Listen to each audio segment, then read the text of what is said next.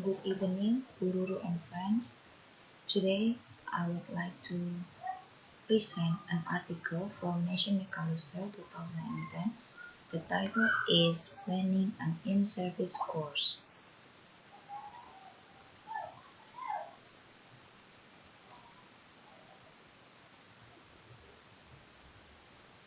In-service courses involve teacher development after initial teacher training and after the teachers have had some teaching experience. In this chapter, we look at short-term courses and the planning that is needed for their success. The planning of short-term in-service courses is included in this book for two main reasons. First, short in-service courses represent a small-scale exercise in curriculum design. That is, planning a short in-service course involves very similar decisions to planning a language course, and the model of curriculum design used in this book is relevant. Second, in-service courses are a major way of bringing about innovative curriculum change. Curriculum change involves teachers, and teachers need to be informed and involved in the planning, development, implementation, and evaluation of change. The workshop will be used to refer to short-term in-service courses, and the participants will be used to refer to the teachers coming to the workshop for in-service development, plus the organizer and visiting speakers. These are lists of contents from this article. 1. Features of an effective workshop. 2. Procedures and activities for reaching the goals. 3. Understanding and remembering ideas. 4. Experiencing and evaluating. 5. Making material. 6. Planning lessons and units of work. 7. Problem solving. 8. Sequencing the components of a workshop. 9. Evaluating workshops. Let's start from first. It is about features of an effective workshop.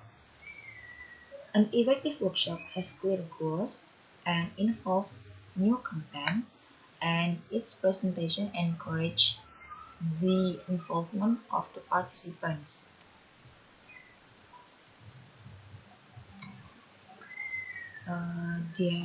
There were 5 goals which follow at the workshops. First, understanding and remembering new ideas. Second, experiencing and evaluating exercises. Third, producing material or exercises. Fourth, planning units of work. And the last one, fifth, problem solving.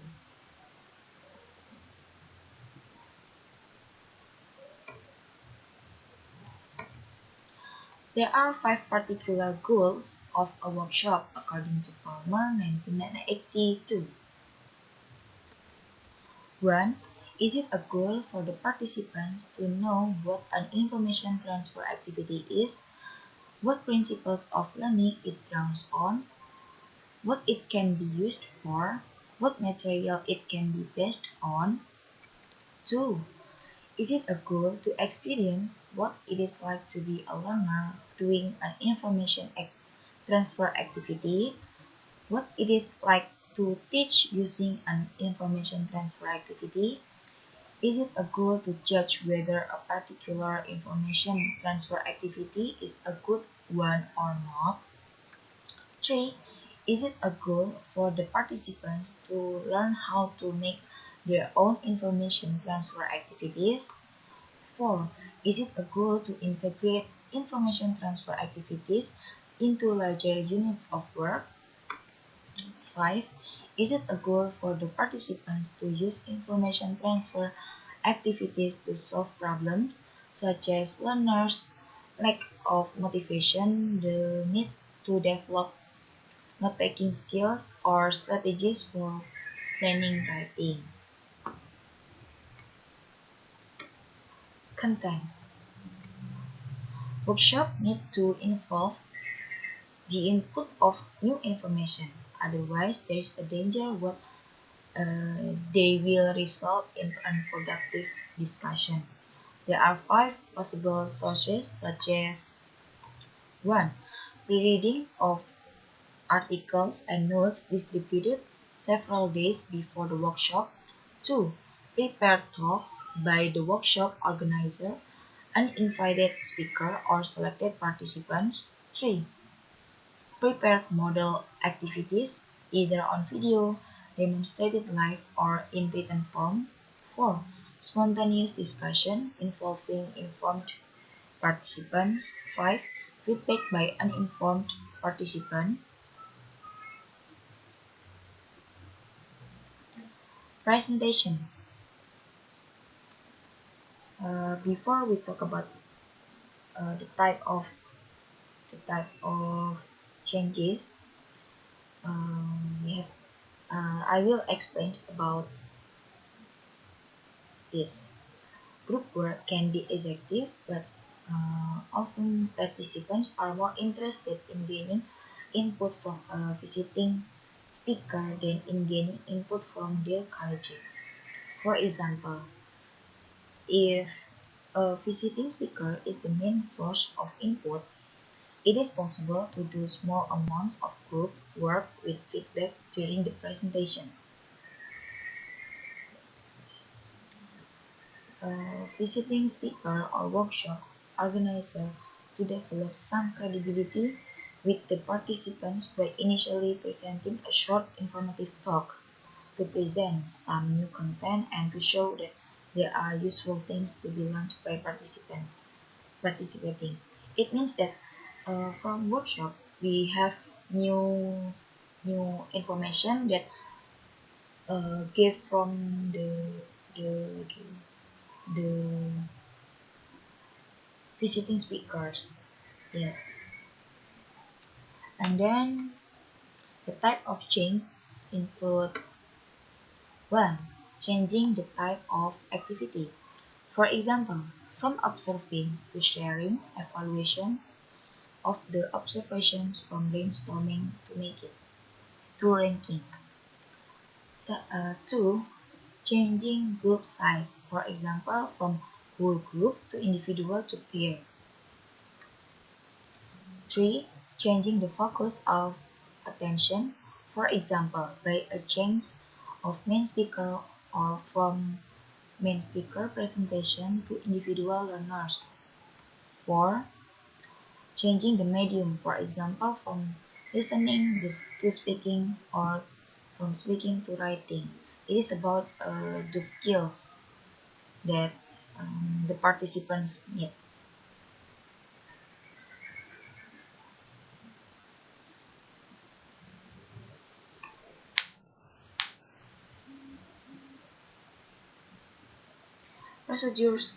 Two procedures and activities for reaching the goals.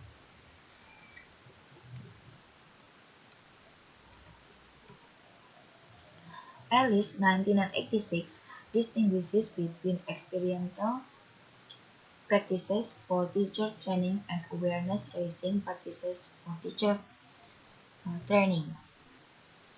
Experiential practices involve actual teaching, either real or simulated.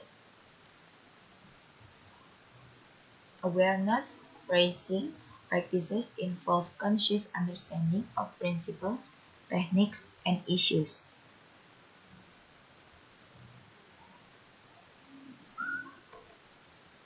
The goals of gaining teaching experience and developing conscious awareness of teaching options can be achieved in the same teacher training activity.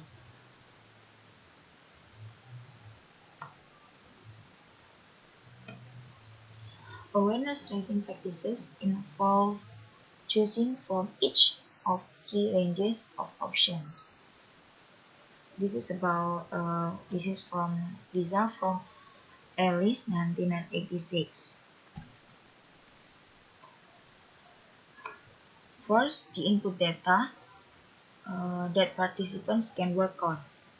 Alice, 1986, suggests video or audio recordings of lessons, transcripts of lessons, teaching classroom, peer or micro-teaching readings, particularly journal articles, ELT textbooks and materials, lesson plans, case studies, samples of students' written work.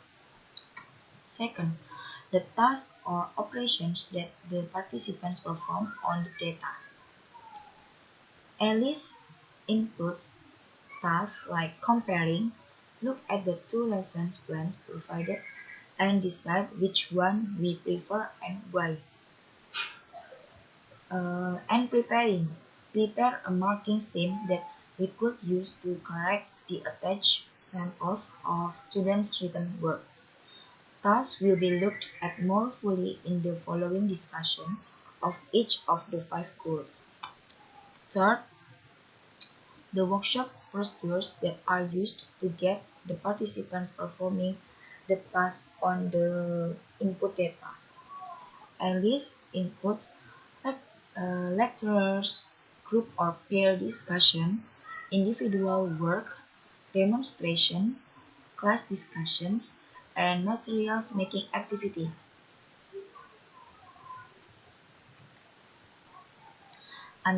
Three, understanding and remembering ideas.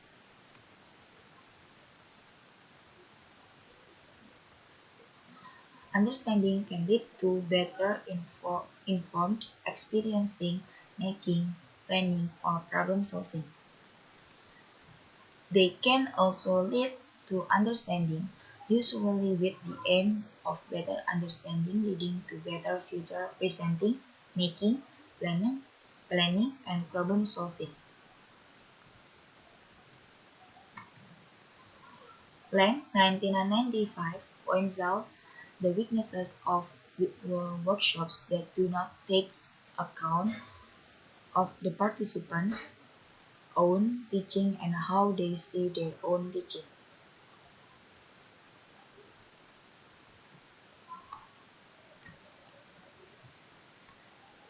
There are uh, there are seven effects on the participants a year after workshop according to Lang 1965. 1. No uptake. Most of the information was not remembered. 2. Confusion. Information incompletely and inadequately remembered. 3. Mislabeling. A term introduced during the workshop was used to incorrectly label their usual practice. 4. Appropriation. An idea from the course was used to justify a change that was not anticipated by the course tutors. 5. Assimilation. Techniques were incorporated into the participants' teaching without really understanding the rationale for them. 6. Adaptation and rejection. Suggestions were tried but rejected because the suggestion did not solve the problems and the participants were most concerned with. 7. Engagement. Participants engage with new ideas and gradually accommodate them within their own belief structures by making adjustments in their own thinking. Lamb 1995 main main point out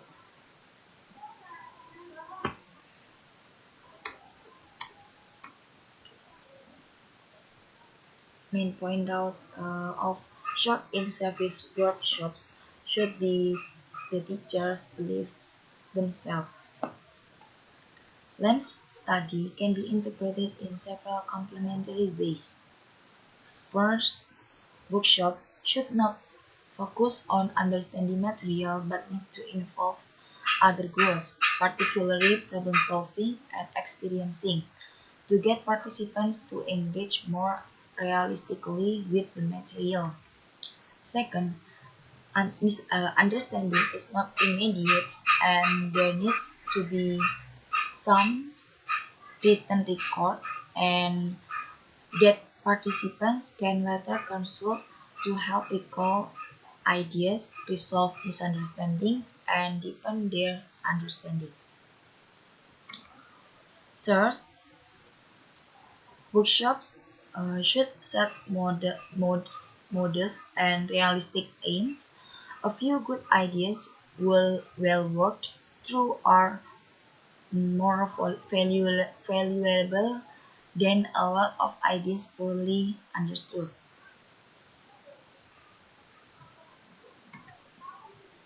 The input data of the understanding component of a workshop can come in several forms: talks and lectures, set reading, discussions.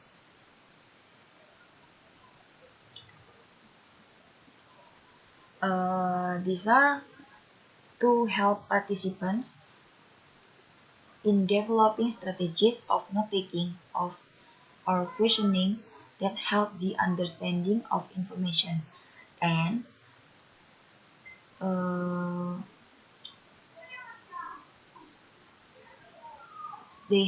to make the strategies that help in the evaluation of ideas. Experiencing and evaluating.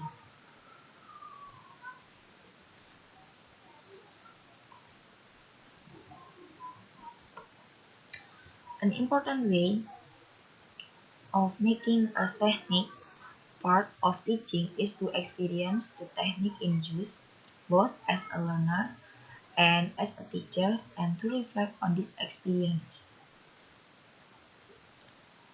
The goal of this component of a workshop it is to get the participants to feel capable of presenting an activity effectively, and they are able to judge the qualities of a good presentation of the particular activity. There are several things that can be done to treat of such practice presentations during the workshops. Firstly, working with the activity can be termed experimental, teaching to stress its newness and therefore tolerance of initial problems. In this point, a teacher training principle can be applied. For example, if we want teachers to use the activities, we demonstrate for them. We should do a poor demonstration. If if if we demonstrate the activity well, then it makes the participants' response will be, I couldn't do it that well.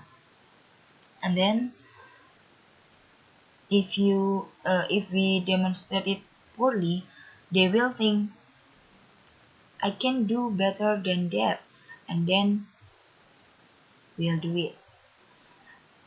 Secondly, practice can be done in small groups. First, without the workshop organizer being too closely involved. H. 1984 suggests that evaluation at the small group level is also face-saving.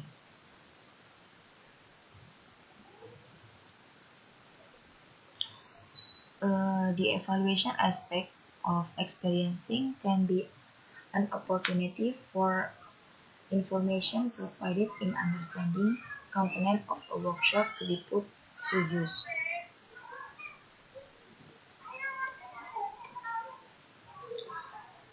Let's see the table 30.1.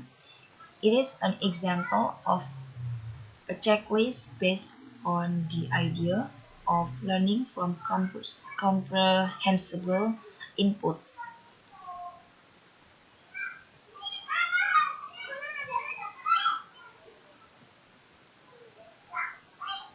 It can be used to evaluate a participant's presentations of a listening to pictures activity. Mechanis, Comish 1982, where learners look at a complex picture and listen to the teacher's description of it, occasionally having to answer true or false questions based on the picture. These are from the table, these are the evaluating a listening input activity. Uh, there are some points that we have to notice. One, where was there a large amount of listening? Two, would learners be able to understand the language they listen to and why? Three, did the teacher that check that the learners were keeping up and why? Four, was the activity friendly and non-threatening and why? And the last one, five, were there new language items in the listening and how they can be understood? 5. Making material.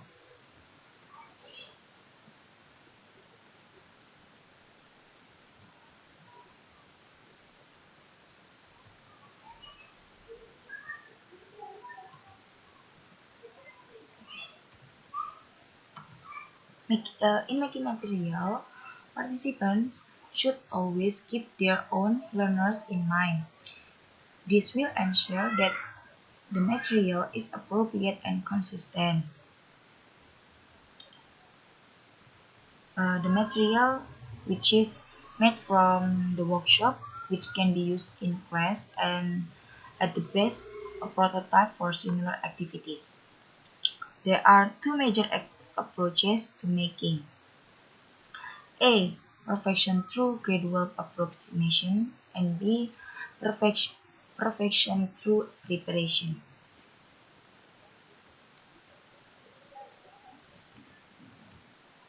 In perfection through gradual approximation, there are some ways to make material. 1.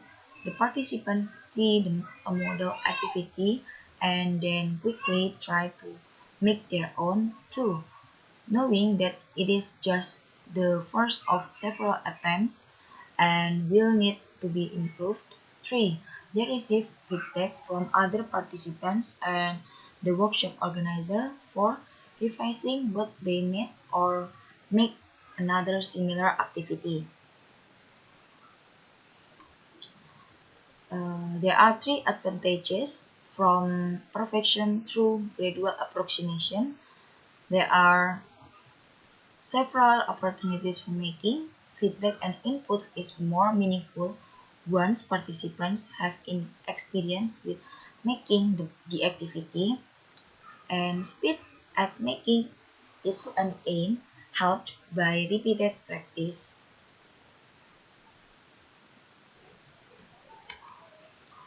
The disadvantage of this approach is that the first attempt may not be so good.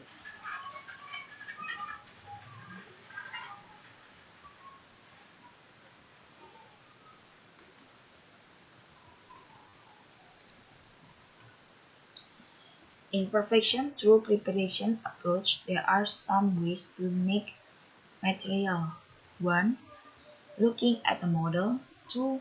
Analyzing the model. 3. Studying the steps involved in making the activity. 4. Planning to make material. 5. Making the activity. There are two advantages from perfection through preparation approach. 1. The first attempt is likely to be reasonably good and usable, and 2. The theory and practice are more closely related. The advantage of this approach is that the presentation input reduces the time available for the actual making.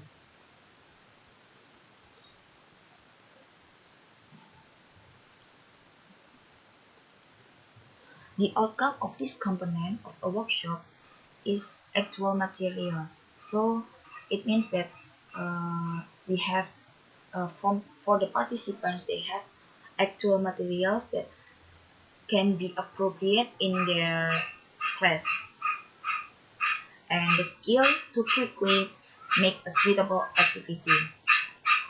It, it means that the participants are able to increase their skill quickly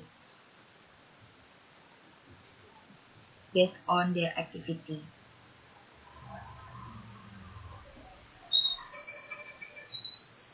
Making goal is a time-consuming one a workshop, and its relevance may be questioned if participants are using prescribed text in class.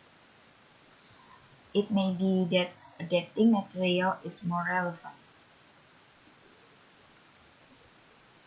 6. Planning lessons and units of work.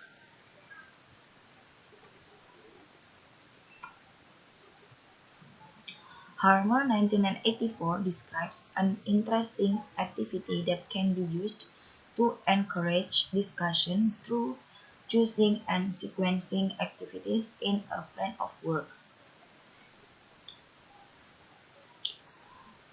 The learners are given a blank timetable and a collection of small cards containing the name of an activity that the time needed to fill the slots on the timetable. It means that the speakers give the learners small cards. For example, it is about their daily routine maybe, and so on. And then they have to fill the slots of the timetable. Yeah, what time are they wake up, or what time uh, are they study, are are they study, yeah, something like that. And the outcome from this from this planning lessons should be participants who are able to choose activities to meet a particular learning goal. They are able to decide what techniques will be the ones they will use most often in their teaching. It is for teacher, and who are able to plan an integrated sequence of work. 7. Problem solving.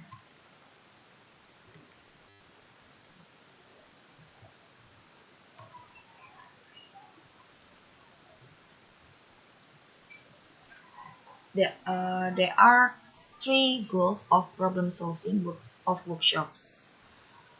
1. To apply the ideas gained in a workshop. 2. To use the support of others in a workshop. 3. To solve common classroom problems.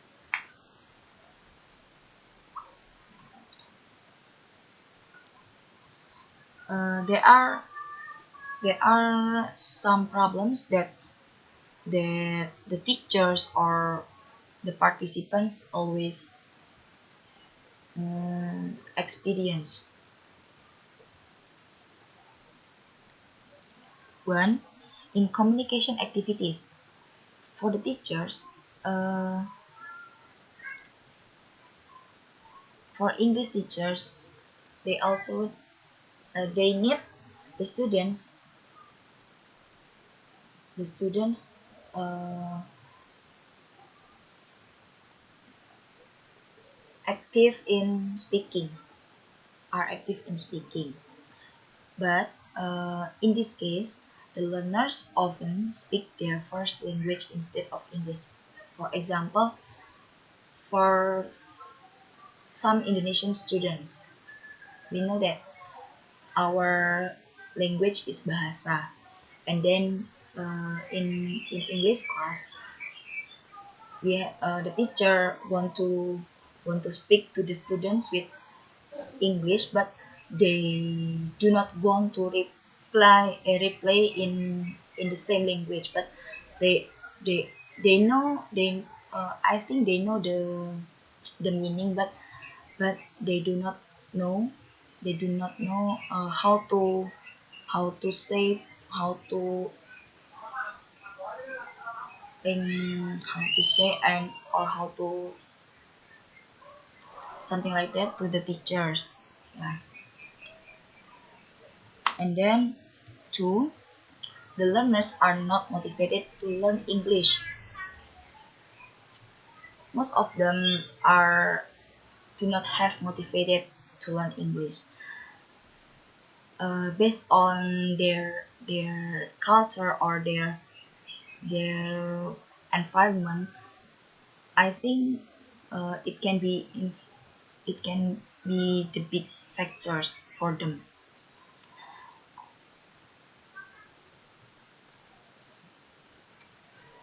Three, the learners are not good at reading. Yeah, I think most of them are lazy to read a book or some books maybe, and it makes them do not they do not know what English for and what are what are included in English book or something like that.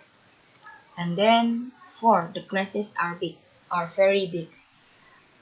Uh, it is it is the big problem when we have a big class.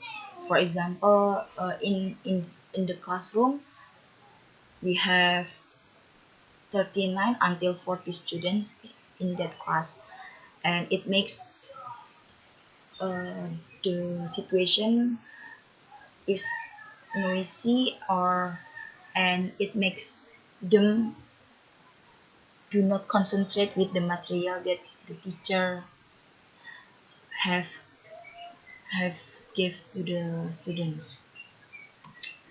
Five, we have to make our lessons more communicative. Yeah, it is important for the teachers, for English teachers especially, because the key points of English is about speaking. When we want to talk something that we have to speak to each other, or we have to know some vocabulary. Yeah, it is important to teachers to introduce or to what else or to some or to say some or to say, yeah, that communicative is important in speak in English. And six, we want our learners to speak more in class, but they are shy. We know that they are able to speak English, but for example, I want to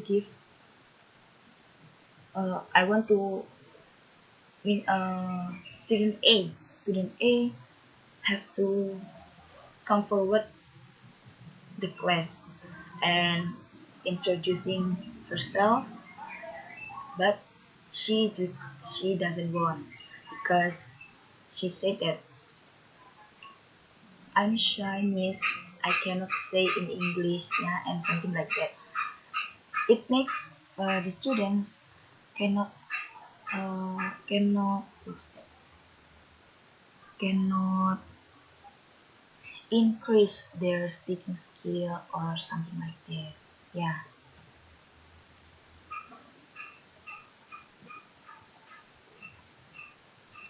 there are uh, problem-solving activities in a workshop can be conducted at a general level, but they will be more effective if they are related to a particular teaching situation. There are 5 kinds of input to problem-solving activities. 1. The problems. The problems. can come from the workshop organizer or from the other participants. 2. The problems can be in the form of simple case studies, either spoken or written, that detail the circumstances surrounding the problem. 3. Problems can be role-played. 4. Solutions as well as problems can be examined and the solutions evaluated and expanded. And 5. The presentation of the data can involve lesson transcripts, interview transcripts, and recordings, videos.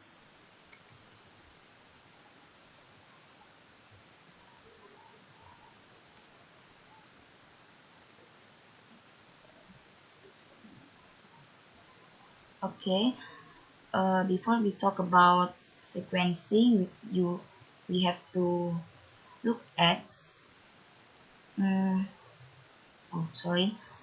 the type of activity in the workshop can include brainstorming, ranking, solution, using set steps for problem solving, and dividing the participants into attackers and defenders of solutions. Okay, the table 13.2. Look at the table 13.2.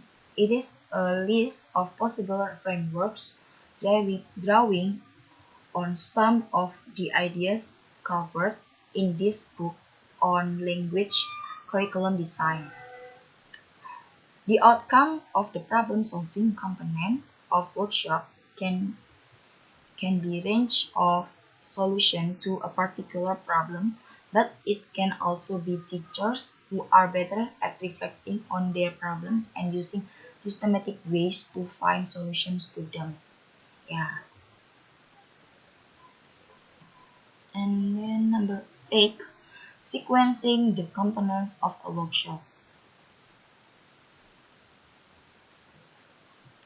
Palmer, 1993, found that experiencing problem-solving and making activities were more likely to lead to the adoption of ideas than understanding.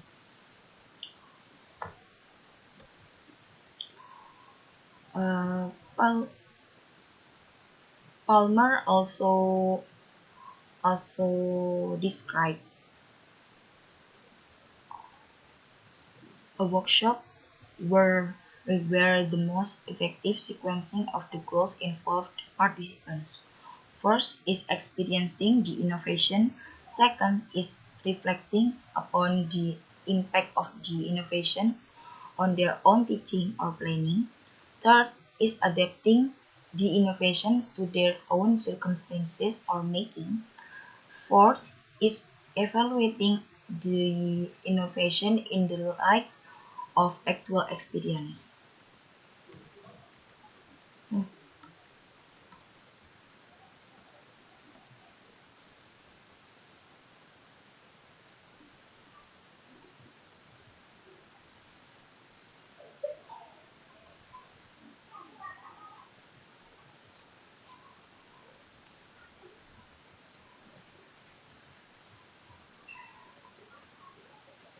Sequencing the components of a workshop.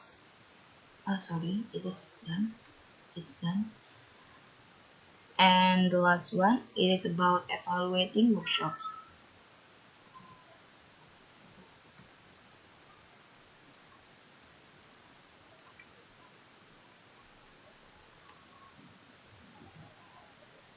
Okay, look at table 13.3.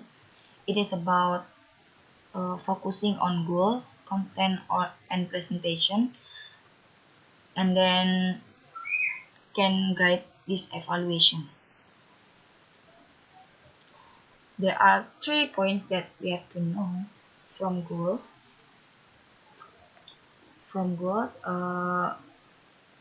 Which goals did the workshop have? How clearly were these communicated to the participants? Were the goals achieved?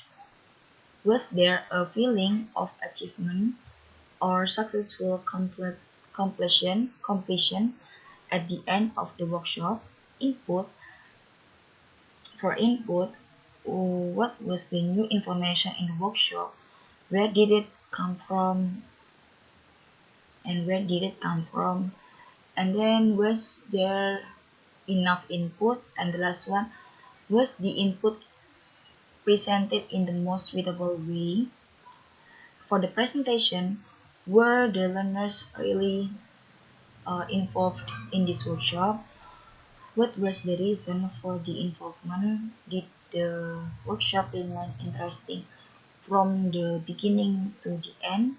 How many changes occurred during the workshop? And then the last one is, were they effective and well spaced?